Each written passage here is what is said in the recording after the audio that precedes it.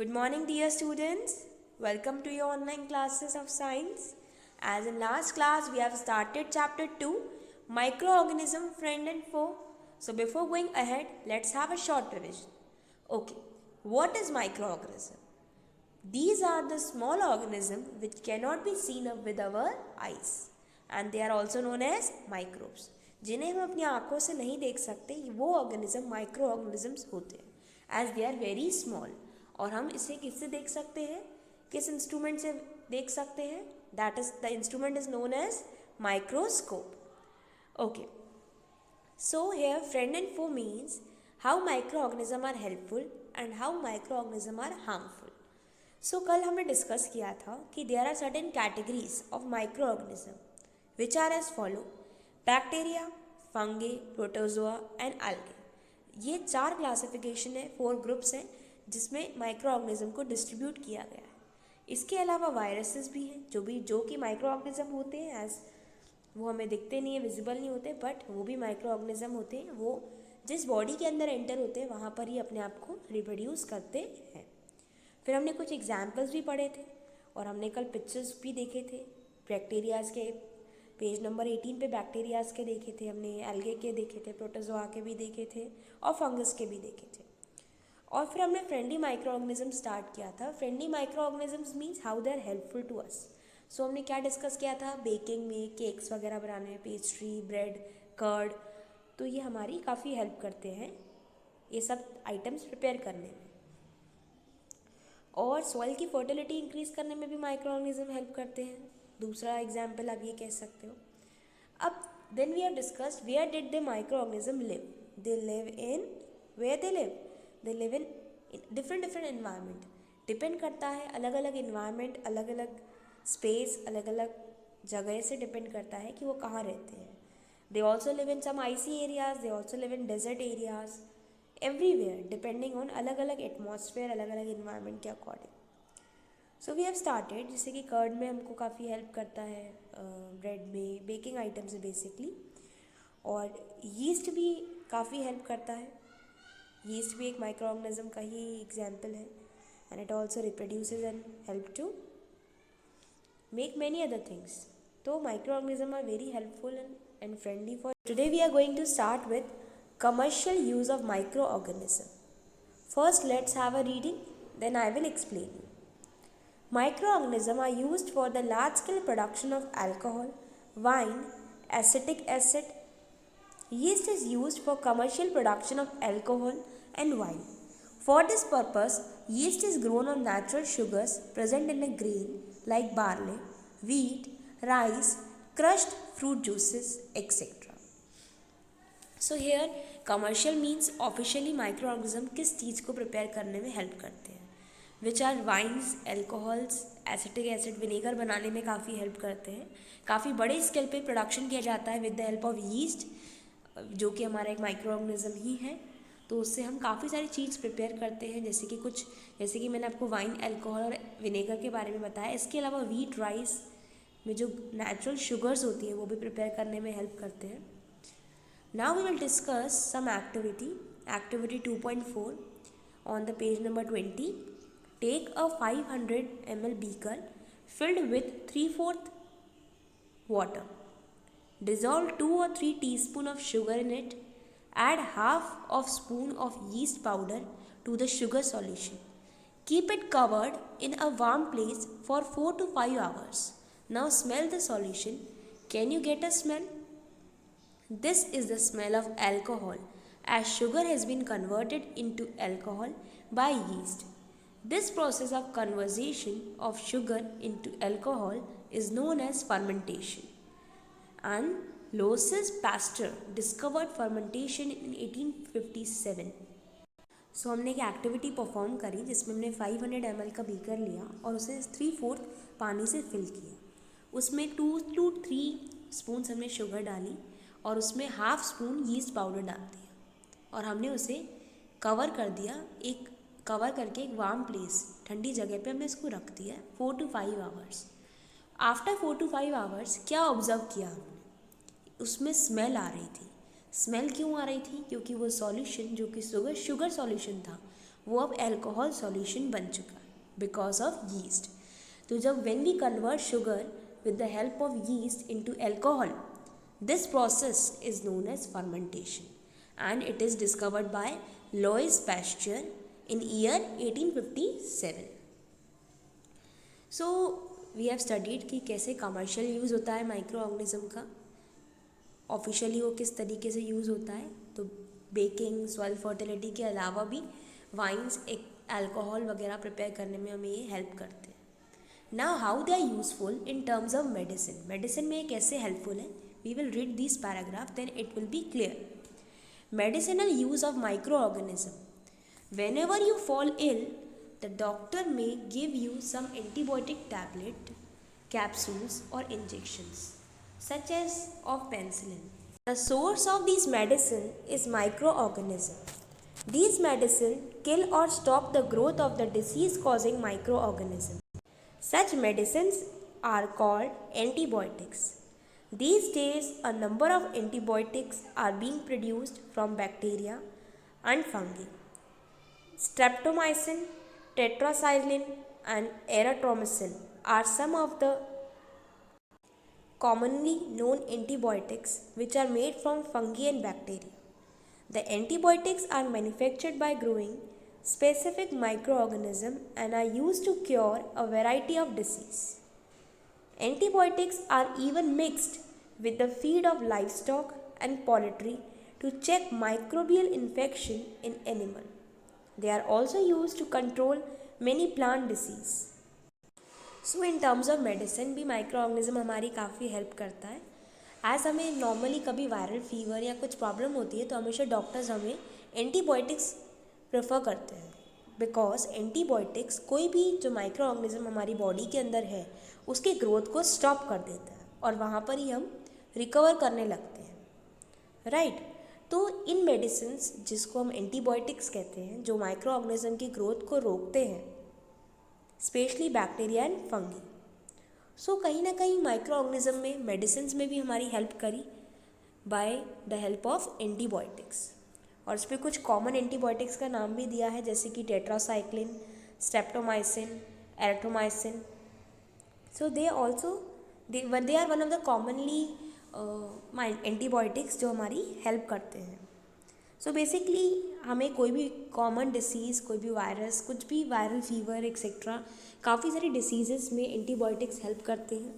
So yes, antibiotics manufacture होते हैं with the help of micro organism, because of micro organism.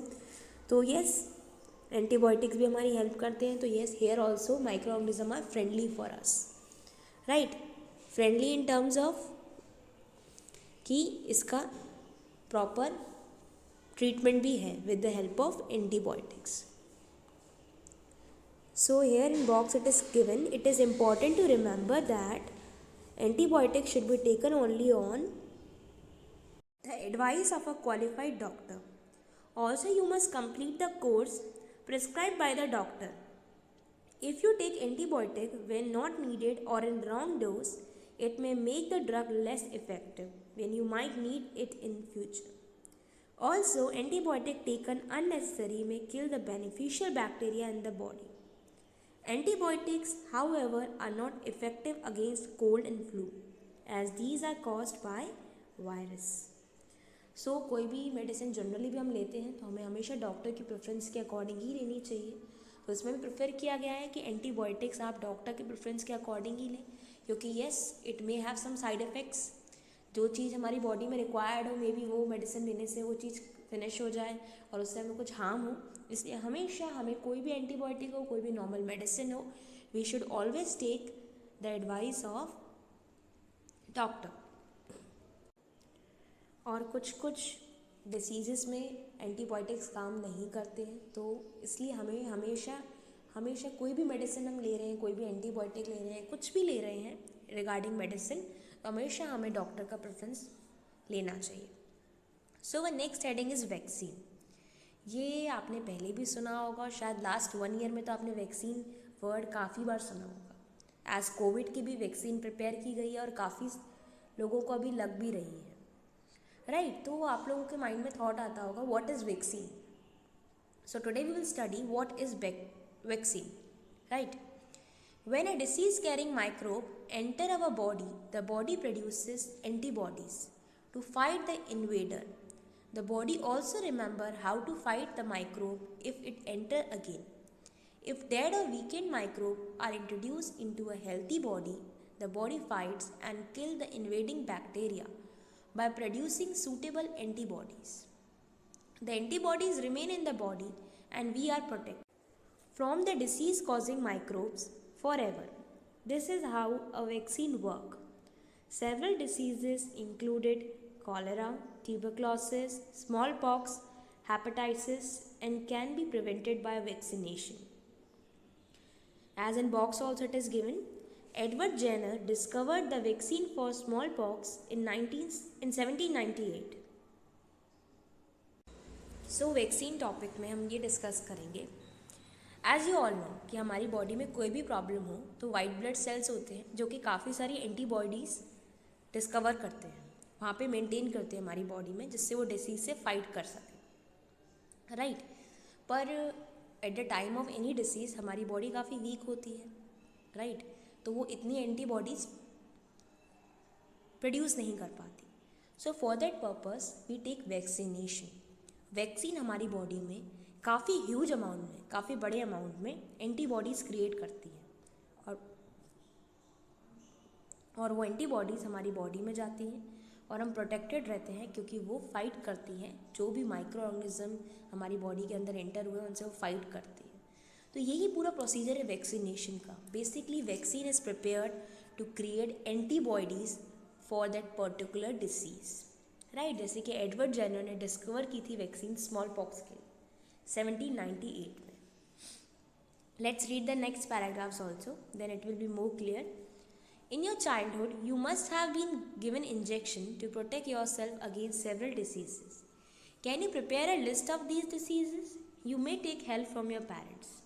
It is essential to protect all children against these diseases. Necessary vaccines are available in nearby hospitals. You might have seen the advertisement on TV and newspapers regarding protection of child against polio under the Pulse Polio program. Polio drops are given to children are actually a vaccine. A worldwide campaign against smallpox has finally led to its eradication from most part of the world. These days, vaccines are made on the large scale for microorganisms to protect human and other organisms or animals from several diseases. As जब हम सब छोटे थे अपनी as में, जब हम when we were small and at the age of 5 to 6 or even 1 year 1 month also, हमने या हमारे पेरेंट्स ने हमें बहुत सारे इंजेक्शन्स लगवाए थे। वो इंजेक्शन्स इसलिए लगाए जाते थे ताकि आपकी बॉडी हर डिसीज़ से लड़ने के लिए रेडी हो, राइट। आपके बॉडी के अंदर सारी एंटीबॉडीज़ प्रेजेंट हो तो, और वो सारे चिल्ड्रंस को लगाई जाती हैं बिलो 5, बिलो 10, और अब तो काफ़ी सारे इंजेक्शन्स लगाए जाते हैं। इवन हमने टीवी और न्यूज़पेपर में काफ़ी पोलियो के बारे में देखा है कि पोलियो ड्रॉप्स पिलाओ, तो polio drops are not actually any injections और सिंपल मेडिसिन, वो एक तरीके की वैक्सीन ही है और वो वैक्सीन के तरह ही वर्क करती है क्योंकि वो हमारी बॉडी के अंदर एंटीबॉडीज़ क्रिएट करती है जिससे वो डिसीज़ से फाइट कर सके। और आज वर्ल्ड लेवल पे पोलियो के ड्रॉप्स बच्चों को पिलाए जाते हैं जिससे आज फाइनली पोलियो की प्रॉब्लम या पोलियो के केसेस काफ़ी कम हुए हैं हमारी कंट्री में। इरेडिकेशन मीन्स रिमूव हुआ है काफ़ी हद तक, राइट। तो काफ़ी वैक्सीन्स प्रिपेयर की जाती है जिससे हम ह्यूमन को या एनिमल्स को कुछ डिसीजेस से बचाई जा सके। एज कोविड की वजह से काफ़ी नुकसान हुआ है हम सभी को, राइट, तो उसके लिए भी वैक्सीन प्रिपेयर की जा रही है ताकि किसी को भी प्रॉब्लम नहीं आए और किसी को भी अपनी लाइफ स्पॉइल नहीं करनी पड़े या वो डेथ तक ना पहुँचे certainly. So yes, vaccination process start भी हुआ है। Now we will study increasing soil fertility, how it increases soil fertility. Micro organism soil fertility को कैसे बढ़ाते हैं। So first let's read this, then it will be more clear. Some bacteria are able to fix nitrogen from the atmosphere to enrich soil with nitrogen and increase its fertility. These microbes are commonly called biological nitrogen fixer. कुछ bacterias होते हैं हमारे soil के अंदर जो present होते हैं, जो नाइट्रोजन को एटमॉस्फेयर से फिक्स करते हैं सॉइल के अंदर, और उसी से हमारी फर्टिलिटी इंक्रीज होती है। तो इन माइक्रो ऑर्गेनिज्म को बायोलॉजिकल नाइट्रोजन फिक्सर भी कहा जाता है, as they help to fix the nitrogen. Secondly, microorganism is also cleaning our environment. How? Bhujo and Paheli had observed the school gardener making manure. Along with their friends, they collected waste of plant, vegetables and fruits from nearby houses and gardens. They put them in a pit meant for waste disposal. After some time, it decomposed and got converted into manure. Bhujo and Paheli wanted to know how this had happened. As once what happened, Bhujo and Paheli एक school जा रहे थे. School में gardener को उन्होंने manure बनाते हुए देखा. तो सारे फ्रेंड्स वहाँ कलेक्ट हो गए. वहाँ पे सारे फ्रेंड्स ने मिलके वेस्ट, प्लांट का कचरा, वेजिटेबल्स का कचरा, फ्रूट्स का कचरा, कुछ भी वेस्ट था हाउसेस गार्डन्स का, वो सब इकट्ठा किया और उन्होंने एक पिट में डाला. पिट मीन्स गड्ढे में डाला वेस्ट डिस्पोजल के लिए. कुछ टाइम बाद हमने क्या देखा कि वो डिकम्पोज हो गया है, वो सब मिक्स हो गया है आपस में और मेन्योर बन गया, एक मिक्सचर बन गया है. तो बूजो एंड पहेली वो कंफ्यूज कि ये कैसे हुआ. So we will also perform activity, then it will be more clear. Activity 2.5. Take 2 pots and fill each pot half with soil. Mark them A and B. Put the plant waste in pot A and things like polythene bags, empty glass bottle and broken plastic toys in pot B. Put the pots aside. Observe them after 3 to 4 weeks. Do you find any difference in the content of the 2 pots? If so, what is the difference? You will find that plant waste in pot A has been decomposed. How did this happen? The plant waste has been converted into manure by the action of microbes. The nutrients released in the process can be used by the plants again. So यहाँ पे हमने एक activity perform करी जिसमें हमने 2 pots लिए soil से field हुए, हाफ सॉइल था उसके अंदर, और एक पॉट को हमने ए मार्क किया और एक को बी. ए पॉट में हमने सॉइल तो था ही जिसमें हमने प्लांट का जो वेस्ट होता है वो हमने उसमें ऐड कर दिया, और पॉट बी में हमने plastic bags, polythene bags, broken plastic toys वगैरह डाल दिए और 3 to 4 वीक्स उसको अलग अलग करके छोड़ दिया. आफ्टर 3 to 4 वीक्स हमने क्या देखा कि सॉइल के साथ पॉट ए में वो मिक्स हो चुका है, डिकम्पोज हो चुका है. बेसिकली जब एक मिक्सचर प्रिपेयर हो जाता है सॉइल के साथ, वो मिक्स हो जाता है, then this process is known as decomposition. तो यहाँ पे प्लांट वेस्ट जो था वो मैन्योर में कन्वर्ट हो गया माइक्रो ऑर्गेनिज्म के एक्शन के वजह से. राइट. तो जो न्यूट्रिएंट्स रिलीज हुए प्रोसेस में वो प्लांट उसे यूज़ करेगा और उससे काफ़ी अच्छा फर्टाइल प्लांट क्रिएट हो सकेगा. तो व्हाट डिड वी नोटिस कि प्लांट ए में सारा मिक्सचर मिक्स हो गया, but in plant B. So for knowing what happened in plant B और pot B, let's read the paragraph. Did you notice that in pot B, the polythene bags, empty glasses, bottles and broken toy parts did not undergo any such change? The microbes could not act on them and convert them into manure. You often see large amount of dead organic matter in the form of decaying plant and sometimes dead animal on the ground. You find that they disappear after some time.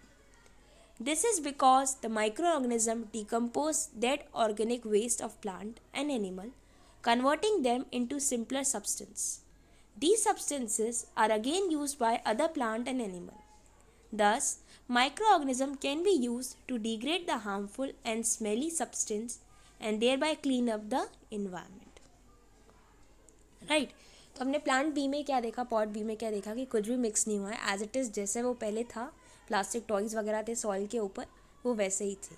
As यहाँ पे micro organism कुछ कर ही नहीं पाए क्योंकि उन्हें plant waste नहीं मिला, उन्हें प्लास्टिक की मटेरियल्स मिले जिससे वो डिकम्पोज नहीं कर सकते. तो येस, आपने देखा होगा कि बहुत सारी चीज़ें होती है, वेस्ट होती हैं, प्लांट का भी काफ़ी वेस्ट होता होगा, एनिमल का भी कुछ वेस्ट होता होगा, तो वो सब हमारे ग्राउंड में मिक्स हो जाता है, डिकम्पोज हो जाता है, और इसे डिकम्पोज करने में हमारी हेल्प माइक्रो ऑर्गेनिजम्स करते हैं. तो here also they acted as a friend, जिन्होंने हमारे इन्वायरमेंट को क्लीन किया और उसे एक fertile material which is known as manure, जो हमने चैप्टर 1 में भी पढ़ा था, उसको कन्वर्ट कर दिया। Now we will discuss harmful micro organism. अभी हमने फ्रेंड वाला पार्ट कवर कर दिया है, नाउ हम फो वाला पार्ट डिस्कस करेंगे, how it is harmful. So harmful micro organism. Microorganisms are harmful in many ways. Some of the microorganisms cause disease in human beings, plant, and animal. Such disease-causing microorganisms are called pathogens. Some microorganisms spoil food, clothing, leather. Let us study more about their harmful activities. तो yes, कुछ micro organism बहुत harmful भी होते हैं जो हमारी human beings में disease cause करते हैं, प्लांट में हमारा इफेक्ट करते हैं।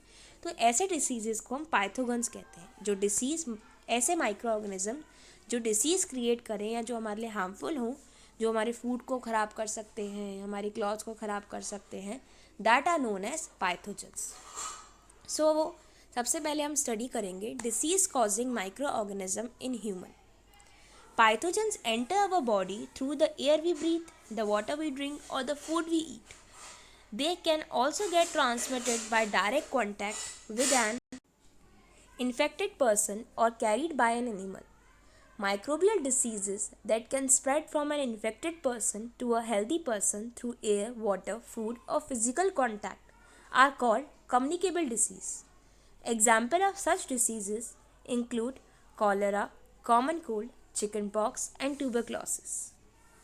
When a person suffering from a common cold sneezes, fine droplets of moisture carrying thousands of viruses are spread in the air.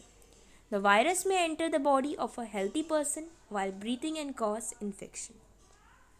So, micro organism human body में कैसे disease create करते हैं? पाइथोगन्स basically जो harmful micro organism है वो हमें air से मिलते हैं, जो हम ब्रीथ करते हैं, पानी में भी हो सकते हैं और खाने में भी हो सकते हैं। तो ये डायरेक्ट कांटेक्ट से आते हैं, कोई इन्फेक्टेड पर्सन उसको अगर टच करे तो। यस, एज कोविड भी एक ऐसी डिसीज़ है जिसको हम टच करने से हम इफ़ेक्ट हो रहे हैं, बेसिकली जिससे हम डायरेक्ट कांटेक्ट में आ जाते हैं। बेसिकली जो हमें एक इन्फेक्टेड पर्सन से मिलता है, हेल्दी पर्सन को, with the help of air, water, food और फिजिकल कॉन्टैक्ट, उसे हम कम्युनिकेबल डिसीज़ कहते हैं। तो yes, we can say COVID is also one of the communicable disease. और कुछ और एग्जाम्पल्स है जैसे cholera, common cold, chicken pox, tuberculosis, के सारे कम्युनिकेबल डिसीज़ हैं जो एक पर्सन से दूसरे पर्सन में एंटर होते हैं। इवन जनरली कभी हमें कोल्ड हो जाता है, फ्लू हो जाता है, तो जो हमारे साथ रह रहा होता है या जो हमारी केयर कर रहा होता है उसे भी सेम प्रॉब्लम होती है, बिकॉज ऑफ वायरस दूसरी बॉडी में एंटर करते हैं हमारी बॉडी से जाकर, और इससे काफ़ी प्रॉब्लम्स हमें होती हैं। So next we will study in our next class. Okay, thank you class.